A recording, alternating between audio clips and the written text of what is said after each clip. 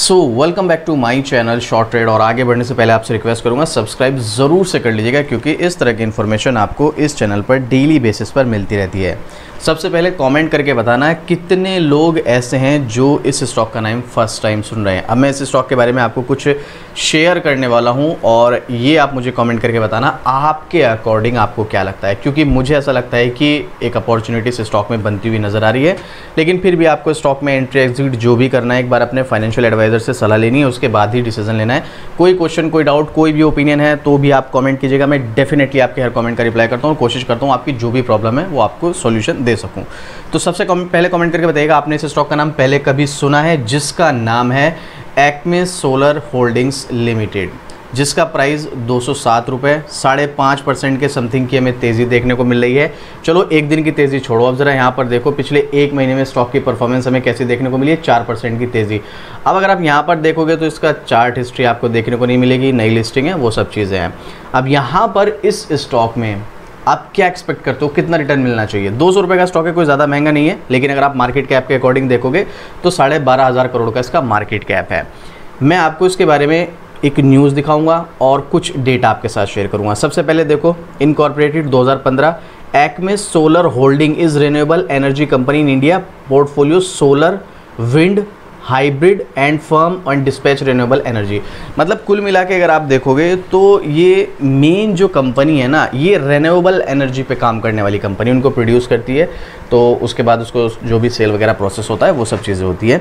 तो यहाँ पर इसका अगर इंडस्ट्री की बात करें तो इंडस्ट्री तो इसकी बहुत कमाल की है, जिसका फ्यूचर काफ़ी ज़्यादा अच्छा है। इसके अलावा one of the India largest renewable energy independent power producer and among India top 10 renewable energy players in terms of operational capacity of June 30, 2024।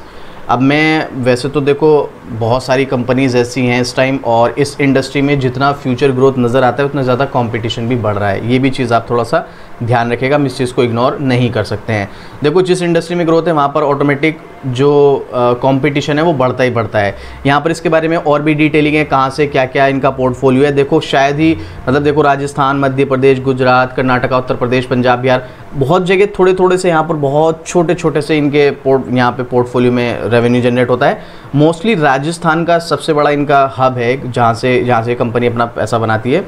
इसके अलावा यहाँ पर क्लाइंट क्या क्या है इसके, कौन कौन से हैं, ये सब चीज़ें बताई गई हैं, जिसमें से शायद आप में से SJVN का नाम तो आपने सुना भी होगा, NTPC का भी सुना होगा, NHPC का भी, और SECI कौन सी है मुझे नहीं पता है, कमेंट करके बताइएगा। ये कुछ इसके क्लाइंट्स वगैरह हैं यहाँ पर दिया गया है। बाकी इसकी IPO डिटेल वगैरह ये सब चीज़ें हैं, ये सब चीज़ें हम डिटेलिंग वीडियो में डिस्कस करेंगे। बट आप एक चीज़ देखो, कंपनी पैसा बनाती है या नहीं। तो कंपनी पैसा बना रही है तो आप उसके लिए देख सकते हैं 2021 से हमारे पास डेटा है, जिसमें आप देखेंगे 2021-22 में प्रॉफिट, 23 में इसको लॉस हुआ था, लेकिन 24 में फिर से प्रॉफिट मेकिंग बन चुकी है। तो कंपनी अगर पैसा बना रही है तो देयर इज़ हाई चांसेस ये पैसा बना के हमें भी देगी, सीधी सी बात है यहाँ पर। तो अब ये चीज़ें मैं आपको क्यों दिखा रहा हूँ, ये चीज़ें आपके लिए देखना इसलिए ज़रूरी है क्योंकि यहाँ पर हमारे पास इस कंपनी का जो डेटा वैसा है, क्या बोलते हैं उसको, चार्ट डेटा है, वो हमारे पास अवेलेबल नहीं है। अब देखो मैं इसके बारे में जो न्यूज़ शेयर करने वाला हूँ, कमेंट करके बताना आपको क्या लगता है। लेटेस्ट अपडेट है, कोई पुराना नहीं, हिंदुस्तान का आर्टिकल 24 घंटे पहले का ही है, यहाँ पर हिंदुस्तान की आर्टिकल है। तो 290 पर जाएगा सोलर एनर्जी कंपनी का शेयर, ब्रोकरेज का अनुमान अभी 200 से भी कम। कौन से स्टॉक की बात हो रही है देख लो आप, यहाँ पर टाइटल पढ़ लीजिएगा, 290 रुपये पर जाएगा सोलर एनर्जी का शेयर, ब्रोकरेज का अनुमान अभी 200 रुपये से भी कम है कीमत। कौन से स्टॉक की यहाँ पर बात कर रही हैं? Aditya Birla capital solar energy stock को लेकर पॉजिटिव है। कौन सा स्टॉक है सोलर एनर्जी का, मैं आपको इसका नाम भी पढ़वा देता हूँ, एक्मे सोलर होल्डिंग लिमिटेड। चलिए थोड़ा सा ज़रा स्क्रॉल करके देखते हैं अभी यहाँ पर। अगर आप किसी शेयर को खरीदने की सोच रहे हैं तो आपके लिए काम की खबर है। Brokerage house Aditya Birla capital solar energy stock को लेकर पॉजिटिव है, जिसकी कीमत वर्तमान में 200 रुपये से कम है। ब्रोकरेज हाउस को इस स्टॉक में 51% की तेज़ी की संभावना दिख रही है। ये share Acme solar holdings limited है। वैसे तो देखो नाम से हमको पता चल रहा है सोलर, तो मतलब सोलर इंडस्ट्री से जुड़ी हुई कंपनी है ये। और इस कंपनी ने जो भी स्टॉक में क्या क्या प्राइस हुआ है यहाँ पर ये बताया गया है। एनालिस्ट इस सोलर एनर्जी कंपनी के शेयर पर बुलिश है और इसे खरीदने की सलाह दे रहे हैं। ये मार्केट एनालिस्ट की बात हो रही है, अभी मेरा नहीं है ओपिनियन, मैं भी आपको आगे बताऊंगा क्या है डिटेल। आदित्य बिरला कैपिटल ने 290 रुपये प्रति शेयर के टारगेट प्राइस के साथ ACME सोलर स्टॉक पर बाय रेटिंग शुरू की है। इसका मतलब है कि आने वाले दिनों में कंपनी के शेयर 46% तक चढ़ सकते हैं। बता दें कि स्टॉक ने पिछले एक सप्ताह में 2% की गिरावट है। पिछले भाव के अनुसार मार्केट कैप जो है इसका 11, अभी तो फिलहाल बढ़कर फिर से 12,500 करोड़ के समथिंग हो गया, वरना ये 12,000 करोड़ से नीचे आ गया था।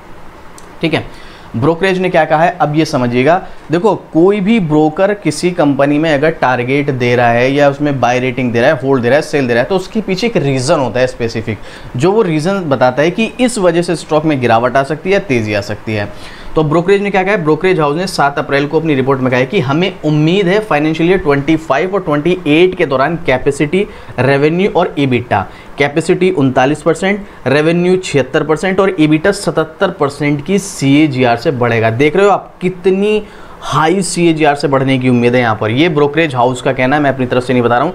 हम 290 रुपये प्रति share 11x financial year 27 EBITDA के टारगेट प्राइस पर बाय रेटिंग के साथ कवरेज शुरू करते हैं।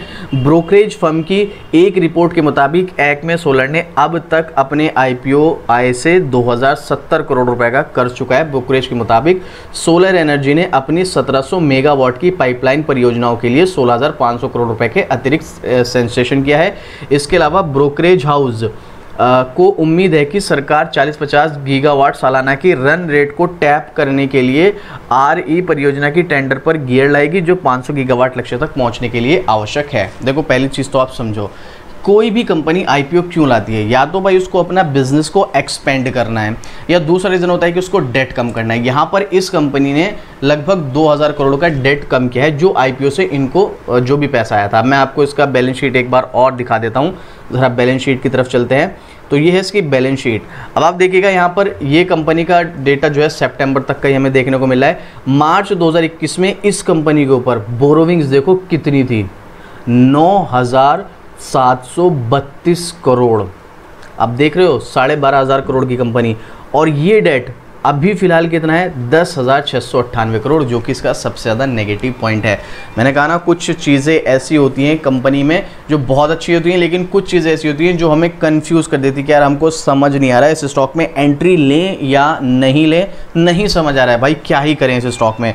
बहुत सारे ऐसे डाउट आते हैं। तो यहाँ पर डेट को लेकर बहुत ज़्यादा डाउट है। हालांकि देखो, इंडस्ट्री ग्रो कर रही है, तो यहाँ पर अगर ये कंपनी पैसा बनाएगी तो डेट इसके लिए बहुत बड़ी चीज़ नहीं है। लेकिन प्रॉब्लम यहाँ पर यह है, 12,500 करोड़ का इस कंपनी का मार्केट कैप, और उसमें 11,000 करोड़ का तो इसके ऊपर डेट ही है, और रिजर्व्स भी सिर्फ 1800 साढ़े 1800 करोड़ के, और भाई 6,500 के फिक्स एसेट है।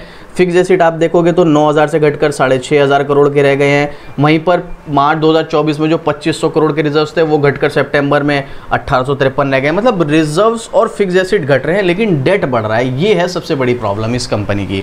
होना उल्टा चाहिए था, रिजर्व्स बढ़ने चाहिए थे, फिक्स एसेट बढ़ने चाहिए थे, और डेट घटना चाहिए था, लेकिन यहाँ पर उल्टा हो रहा है। बैलेंस शीट में इसकी ये प्रॉब्लम हमें देखने को मिल रही है, जिसको हम इग्नोर नहीं कर सकते हैं। ये चीज़ें सब देखने के बाद ही हमें लास्ट में डिसीजन लेना होता है। हम यहाँ पर क्या किया, आर्टिकल देखा 290 जाएगा स्टॉक, हमने बाय कर लिया। ये बहुत बड़ी गलती होती है। फिर बाद में स्टॉक में बहुत सारे स्टॉक्स में प्रॉब्लम होती है, वो गिरने लगते हैं, तो फिर हम सोचते हैं कि यार काश ये क्या हमने बाय किया था, ना करते। पहली चीज़ें देख लो ना, क्या पॉजिटिव नजर आ रही है, क्या नेगेटिव नजर आ रही है, उसके बाद डिसीजन लो। ज़्यादा पॉजिटिविटी नजर आ रही है कि ज़्यादा नेगेटिविटी, उसी के अकॉर्डिंग आप स्टॉक में जाओ। तो ब्रोकरेज फर्म की एक रिपोर्ट के मुताबिक एक्मे सोलर ने अब तक अपने IPO में ये सब मैं चीज़ें डिस्कस कर चुका हूँ। इसके अलावा ब्रोकरेज हाउस को उम्मीद है कि सरकार 40-50 गीगावाट सालाना रेट पर टैप करने के लिए RE परियोजना के टेंडर पर गियर लाएगी, जो 500 गीगावाट लक्ष्य तक पहुंचने के लिए आवश्यक है। अब फ्यूचर प्लानिंग के हिसाब से तो इसमें काफ़ी सारी चीज़ें में ऐसी नजर आ रही हैं कि बिल्कुल स्टॉक में एंट्री लेने में फ़ायदा है, और ये स्टॉक आने वाले टाइम में रिटर्न दे सकता है। अब मुझे लगता है कि शायद यहाँ पर एक्सपर्ट्स का ओपिनियन कोई खास देखने को ना मिले, क्योंकि नई लिस्टिंग है। तो एक बार मनी कंट्रोल की वेबसाइट पर ओपिनियन देखते हैं। 5 एनालिस्ट का ओपिनियन है, 5 के 5 बाय रिकमेंड कर रहे हैं। और वो क्यों कर रहे हैं, अभी हम टेक्निकल चार्ट पर चलकर भी देखेंगे। मतलब अगले 1 साल के हिसाब से स्टॉक में तेज़ी आने के पूरे चांसेस है, और ऐसा मैं नहीं कह रहा हूँ, 5 एनालिस्ट का मानना है। तो ये तो बहुत पॉजिटिव डेटा है अगर यहाँ पर देखा जाए। वहीं पब्लिक का ओपिनियन देखेंगे, 100% बाइंग है।